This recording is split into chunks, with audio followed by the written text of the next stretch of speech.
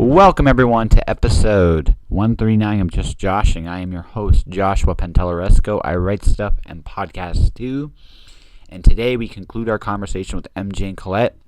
I just gotta say, just listening to this conversation again, there is a lot of good nuggets of information here. Her current book, Consequences, is available through like a zillion blogs. Check her out on her Twitter, on her website. She's also a hell of a writer, too.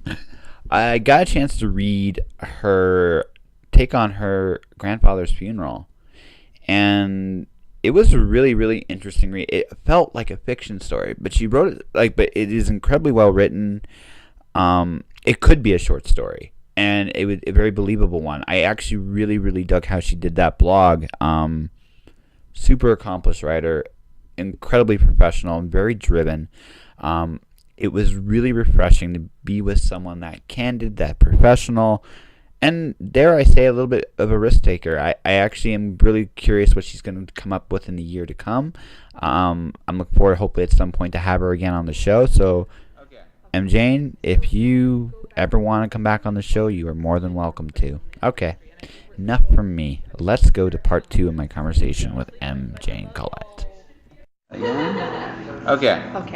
So to kind of go back to the generally positive spin we're putting on the industry, and I think we both, there are challenges, right? Yeah. Obviously, but above all, the time we live in now is offering us opportunities we did not have. Mm-hmm. Well, reel it back however long you want to.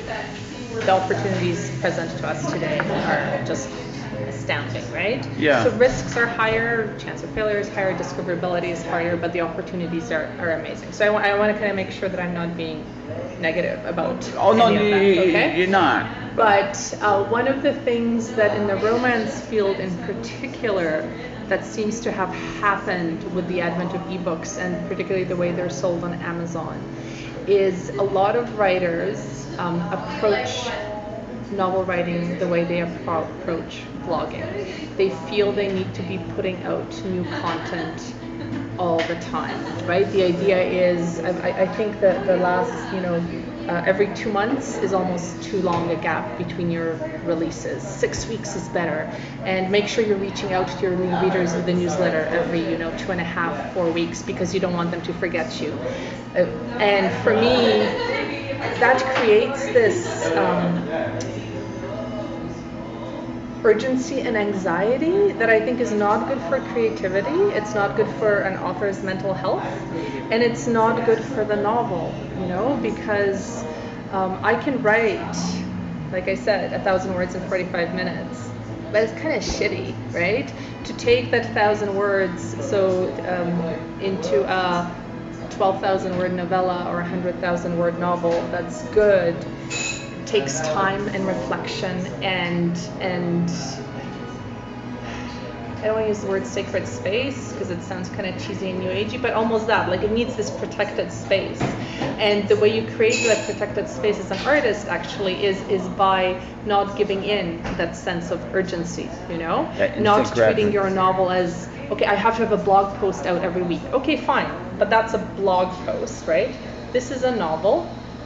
Take your time on it, make it good, and if it's good, people will remember you and they'll wait for your next novel. You don't have to be throwing yourself in their face every 6 weeks with something else. What I'm trying with my first book is I'm trying. So I'm a big comic book junkie. If you ever read my Facebook posts or Twitter posts, every once in a while I'll talk about comics I bought in the week, and I'm a huge comic book junkie. Now, the thing I love about comic books is they have a monthly schedule. Like every month they release. Now again, it's not big chunks, but they release content. And so I like that approach. I don't necessarily think though that like you should do a novel a month. I know somebody that tried that, bless his heart. but I think so. We're in an in terms of transition, we're in an interesting time because content is now more in demand than ever. We have this inexhaustible need of content, and whether it's video, whether it's podcasting, whether it's like books, whether it's some kind of amalgamation of the three, or what, like the ability to do those things is huge. But the flip side is, though, because content is in so much demand, there's so much content being made at the same time. The danger a lot of us are facing is okay, it's trying to become a process. That's great. I mean, the theory of you have to have, like what you're talking about, having a book out every such and such a time, every such, like that's like a manufacturing a product concept, right? And there again, strictly on a business level, I'm not sure a yearly wait for a novel is necessary anymore, right? Because you don't, especially if you're doing like Amazon, you don't necessarily need a middleman quite the same way you did in the past. But I'm not even saying putting in the publisher part, right? So I'm just trying how many now. I have 3 novels out and I have 2 more written, right? Yeah. So for each one of them took from concept to final draft 18 months. But all the other ones, one I wrote in a week. One was 3 weeks to first draft and then 6 months to final. One was 10 days and Molly Jones was 6 weeks. So the creation of the first draft can be very, very fast. But the first draft that you create in a week is not good. It needs work, right? Yeah. Or it can be very good. It can, it can be good. It can be clean, but well, for me anyway, I find that I work best when I'm not rushed. Yep. When I'm able to give my work reflection and space. Yeah. When I'm able to let my work be the thing that it's supposed to be. And I think, for me, part of it is for those 12 years when I was a business prose machine, where I did not allow myself the least bit of artistic angst into anything that I did. I sat down and I wrote it. And I wrote it to spec, I wrote it for the editor, I wrote it for the audience, and whatever of me ended up in there was accidental, right? It wasn't really huge self-expression. And I think because I come from that and I'm approaching the novels are the place where I've let myself be an artist, and I'm a disciplined artist. I don't wait for the muse to come knocking. I sit down, I write. When I start a new project, I do a schedule of when it is that I expect to be done. I track my words, I track my output, I track, when I'm most productive, so that, because I have 3 children, I still need to do some work for money outside of that. Outside of the novels, this is like my dream, is that I don't have to do that. The novels pay for themselves, and I hope to be there in the next 3 years. So I do bring discipline to the art, but I also know the art, when you turn the art into a manufacturing process, when you turn it into a factory, when you're churning out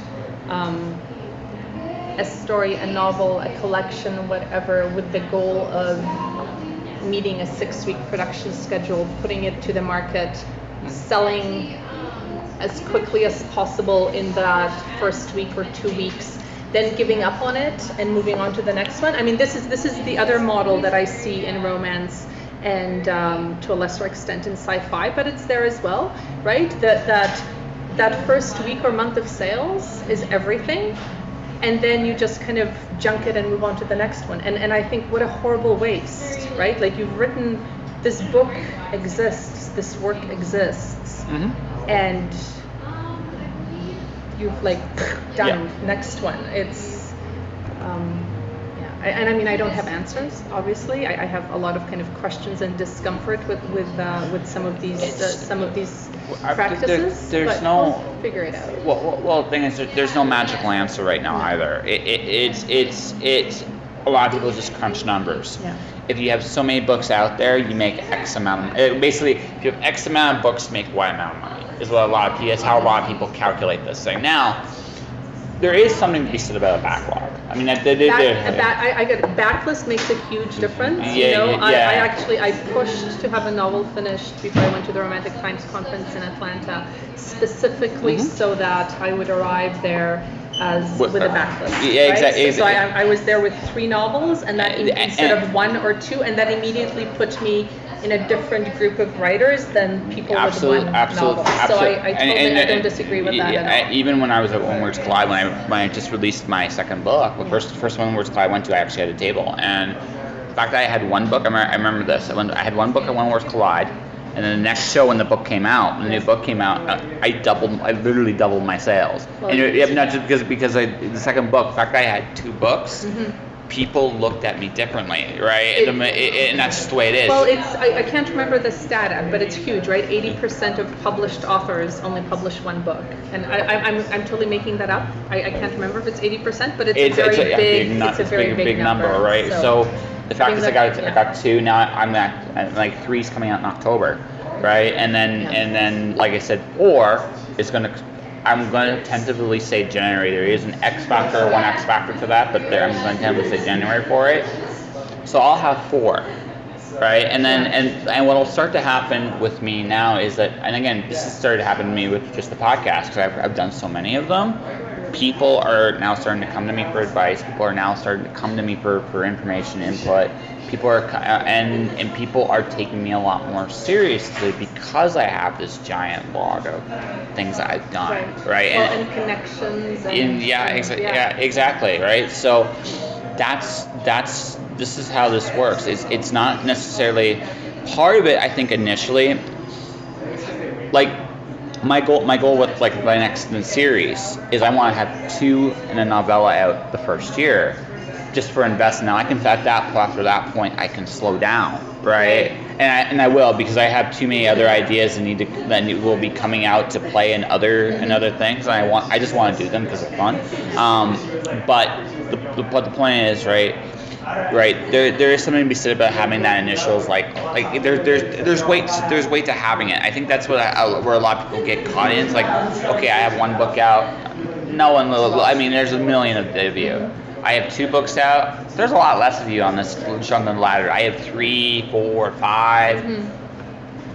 You get to 5, people are like, okay, you know what, you're serious about this.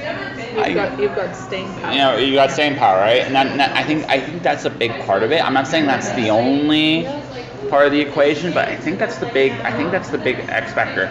That doesn't mean it's the only way you do it, though. I think this is honestly what I think. Right? Is it's not consistency is important. All right, and whether that consistency is once a year, whether that consistency is once every 6 months, or like whatever your consistency level is, right?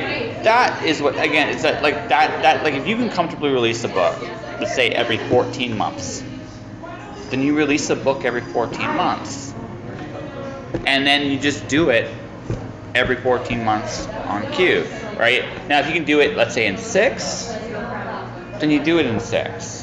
If you can do it in 8 or 10 or 12, like whatever it is for you, the point is, I think the big thing is consistency. I think is a bigger factor in fiction writing, any genre, whether it's romance or young adult or whatever, than it's ever been in the past.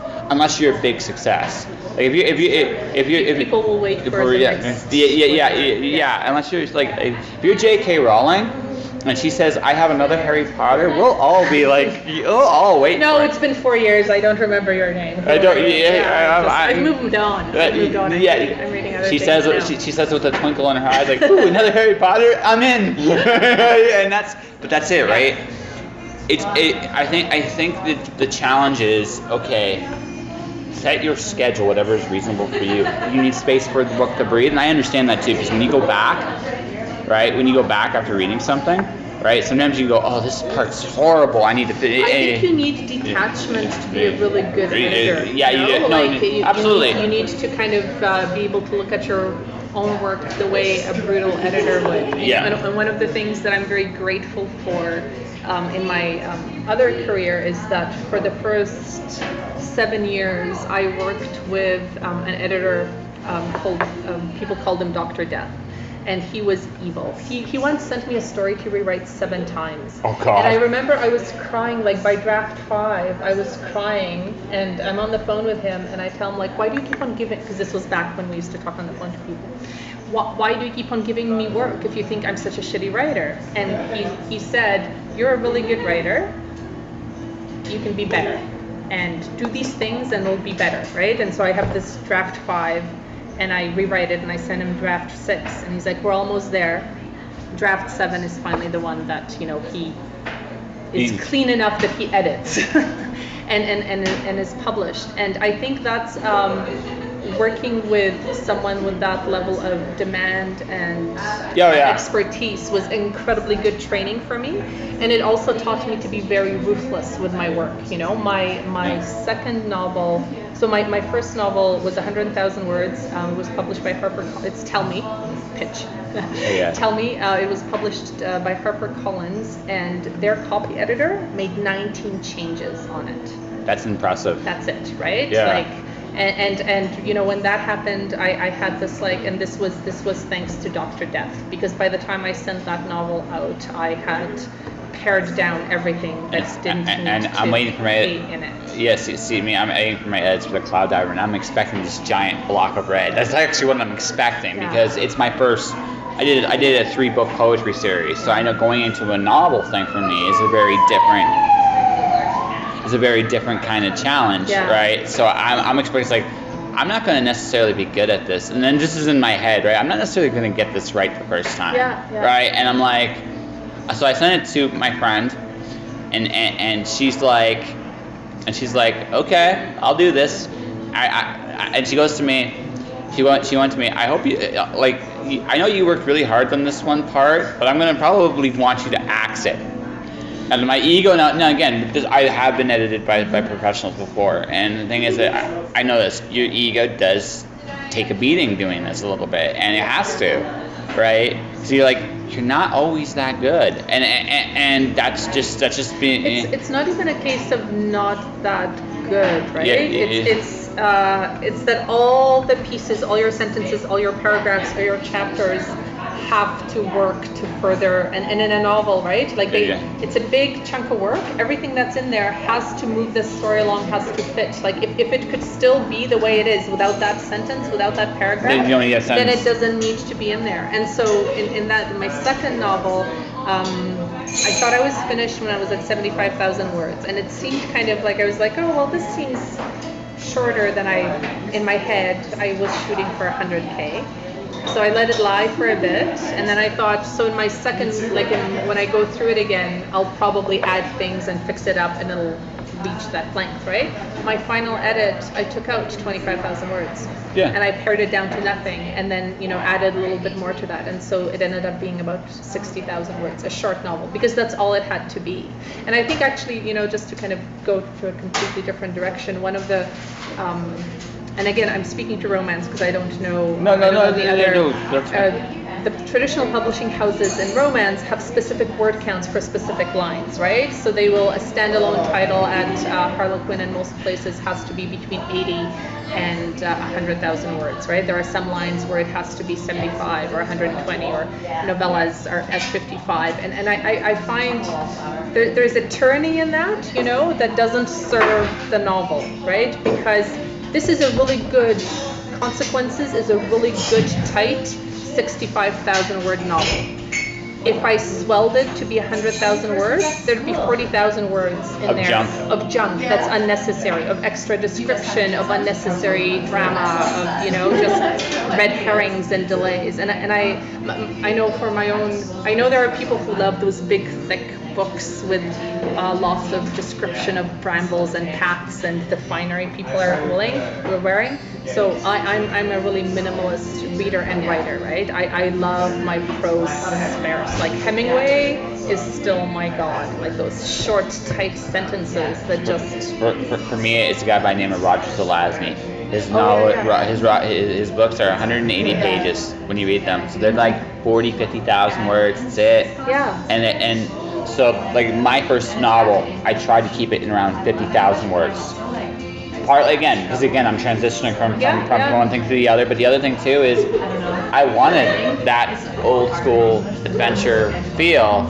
So I'm gonna try to wrap this one up. Now the next one's gonna be bigger, because it needs to be bigger. Yeah. But it doesn't necessarily be too much bigger. Is that you know what I mean? Yeah. Right. So, but there's something to be said, like especially now that we have a phone. You don't necessarily want that big piece anymore. That's the other thing about today too. If I'm reading on the train, if I'm reading on my tablet, if I'm reading on my iPad, an 80,000 word novel does not suit that format. A 50,000 word one, however, does. And novellas are even better, right? Yeah. Amazon has really pioneered the resurgence of the novella. Yeah. So to circle back to the scheduling stuff. So one of the ways that I have dealt with trying to manage the idea that you're supposed to be out there more often, and with my own kind of, hey, but I don't work like that. I need time. I spent this summer working on a novel in 4 episodes. And I would like to actually give credit to Adam Dries here, because I stole that idea from him, from the man, help me. Man the Cloud, new book. Wizard Killer or Man Cloud 9? No, I mean, which one do I mean? I mean the one that's like, I think I mean Wizard Killer. Where Yeah. he wrote it as the one he's billing as a season, and like each story is like an episode, and like this kind of cliffhanger thing. And I thought that was absolutely brilliant. And I wanted to see if there was a way you could do that with romance. Actually, I think romance would be really easy to do that with. And so I came up with a story arc, and I decided to, because this is new for me, I decided to kind of go with 4 pieces. And so the novel, it works as a whole novel, right? But it's going to be released as 4 episodes. Yes. And the first one at Christmas 2017, the next one at Valentine's 2018, Halloween 2018, and then we wrap the whole thing up at Christmas 2018. So I'll have 4 releases over 12 months, right? Each one is about 15 to 20,000 words, but it all works as a novel. So that's kind of my market experiment. That sounds like fun. Good luck. I hope it goes well for you. But no, I think romance would be. But see, you'd think. But the thing with romance is that romance readers hate cliffhangers. We want, like, really, the reason you read a romance is that at the end, you want to have that, like, oh, they got together, everything's all right, he loves her, she loves him, it's all good. We want that feeling. This is what we want. So achieving that, and also achieving a to be continued thing is very tricky, challenging, right? So when I had my beta readers going through Text Me Cupid, which is this novella, a 4-episode novel, my big question for them was, are you fulfilled? Right? Like at the end of this novel, my biggest question for you is, are you fulfilled? Are you like emotionally fulfilled? Have we reached a point where you kind of can relax a little and wait for the next one? Because I think with suspense, and I think with sci-fi, you could probably do a kind of like, what's next? And keep them in that place for 2 months. You can't do that with romance. You have to go, oh.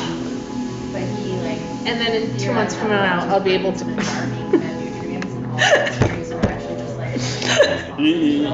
You're awesome. That's all I'm gonna say. You're awesome.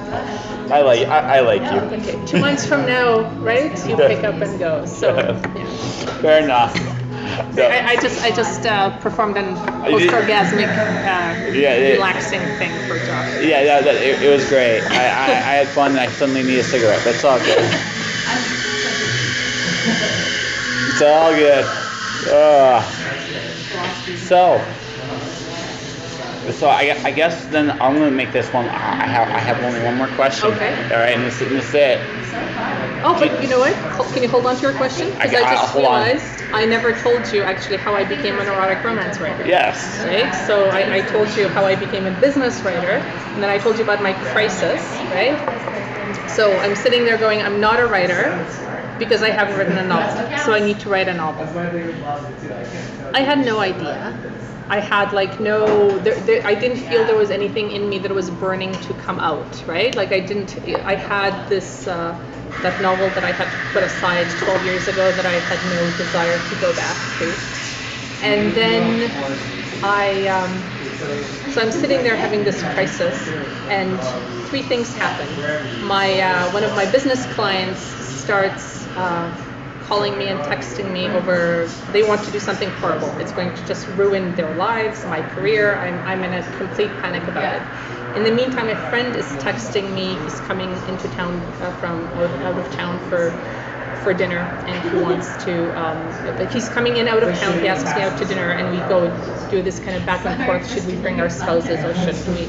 And then Facebook, there's a thing in Facebook about Facebook divorces. Facebook calls divorces by old sweethearts hooking up and, starting this like texting thing, and marriages falling apart because of that. And those three things kind of create this like boom, right, in my head. And I start thinking, oh, I could totally take, this and this and this. And I was already at that point really becoming fascinated by texting, and I wanted to see if I could write a novel that had texting as a big part of it. But I had no idea that I would be writing erotica until chapter 3 of the novel, where I was like, holy fuck, why is this so dirty?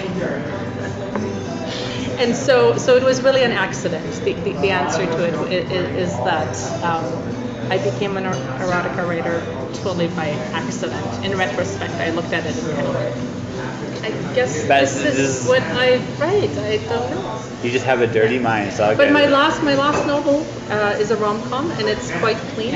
Yeah, no. So I'm versatile. Yeah, no. Hey, there's nothing wrong with. I'm sorry, I'm thinking back to your performance. I can't help it. But there's nothing wrong. There's nothing wrong with it. I mean, look, there's no magic.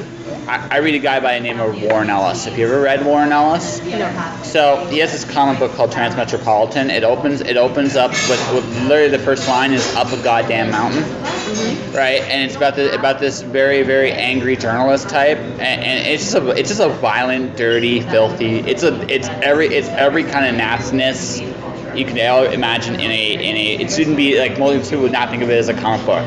Because it's about a guy that's very much like Hunter S. Thompson, has that kind of vibe, going back to the city he hates to be a journalist again, and he hates it with a passion. His editor is a stress. They make oodles of money together, but he stresses his editor out. Like literally, his editor's got these cigarettes that says stress reducer. That's what they're called, right? So you have machines on drugs. You have a weapon called a bowel disruptor, which is just like, I mean, this is a strange and wonderful and weird world. But some of the best stuff ever, like best stuff ever written. Like the fact that it's erotica, the fact that like that doesn't matter. What matters is the story you're telling with it, right? Right. Yeah. Yeah. Right. The story and the people, right? Yeah, people fall in love with your characters. Exactly. Absolutely, and that's it. So do you remember your question? Did you hold on to it? I didn't hold on to it, but that's okay. It doesn't. Actually, I do know what it is. So this is it. You started your writing career in the last era, and now in this era, do you have a preference of eras? And this is a tough one. That is a really tough one. I think ultimately, I think it's better now, honestly. It's harder in some ways, but the opportunities are broader. And generally speaking, I will take broader opportunities over more limited opportunities. Fair and an easier path.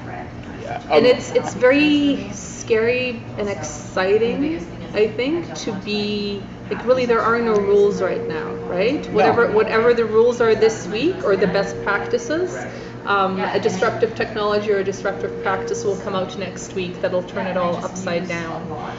And that's awesome, actually. It's that gives adapters an advantage. I'm not. I don't think that I'm very, I don't think I'm one of the people who will ride the wave of disruption. I'll benefit from the people who do and create the new patterns. But I'm really as I'm looking at what's possible, it's very exciting. And yes, it's hard, but it's always been hard, right? It's always been hard. And it always will be hard. And it always will be hard. And, because it's the way it is. It's the way it is, yeah. Yeah. We do art because we need to, not because it makes us, not because it's easy. Yeah, fair enough. So if people want to find you, how would they do so? And talk about your latest book. What's your core part of it? So my big project right now, so you can find all about me at mjanecolette.com. That's my website. And mjanecolette are the handles I use on Twitter and Instagram and Facebook and all those places. I'm about to launch my first audiobook. And as part of launching that, I am doing this really awesome audiobook tour. And again, go to my website for information. But I have 48 blogs that will be hosting a chapter of the audiobook each over a period of 2 months. Yeah. And so people have a chance to listen to the audiobook about almost 2 months ahead of its official release. The whole thing is out there, which is again another one of the things that's not conventional wisdom, right? That's giving away your product for free. But that's, But there's but it's funny because my father does alternative health. He makes money at it, right? And he makes okay money at it. And the secret, and he goes, I gave it all away. Yeah, that's it. Well, Amanda Palmer, I'm a huge fan of Amanda Palmer, right? Her book, The Art of Asking, completely changed my mindset on a lot of this. And she's been a pioneer in don't ask fans to pay for your work, let them support you. Let them pay for your work, right? And I think, the book is called Consequences of Defensive Adultery. It's an erotic tragedy with a happy ending. And the tour starts on September 25th, and I think it runs until the end of November. Okay. Yeah, so that's kind of the biggest, most exciting thing. And then from December 2017 to December 2018, I'll be putting out Text Me Cupid. Nice. A novel in 4 episodes. And again, thank you, Adam Dries, for indirectly giving me that idea. Fair enough. Give me a second here. And that will do it for this episode of Just Joshing. If you want to support the podcast, you can. You can do this a number of different ways. You can subscribe to the podcast either through iTunes or through Podomatic. If you do so, please leave a review. Tell me what you liked about the show, what you hate about the show. Just don't hate too loud, okay, guys? Because I'm sensitive and stuff. Actually, it really doesn't matter to me. Just leave a comment. Let me know what's going on. If you like what you're hearing, that'd be great. Beyond that, you could also buy my books. At this point, The Watcher, Storm Dancer, and The Wandering God are done. The series is complete. You can get them on Amazon. You can get them at mirrorworldpublishing.com. You can get them anywhere books are sold electronically. You can also ask your local chapters, Barnes & Noble or Amazon, to get them in stock. I would love if you did. If you hate the book, just don't tell anybody, okay? Okay. Beyond that, you can subscribe to my YouTube channel. My YouTube channel is Joshua Pentellaresco. Currently, past archived episodes of the podcast are there. More and more episodes are going there as we speak. Definitely should check that out and do what needs to be done. Above all else, though, whether you support me or you don't, thank you for listening. You should stay inspired. Do what you feel called to do. Don't be afraid to make the sacrifices required to find the success you're looking for. Because the real secret is, what are you willing to give up to go forward? That, more than anything else, I think determines how far you go. All right, guys, you take care of yourselves. All right, see you next time. Josh.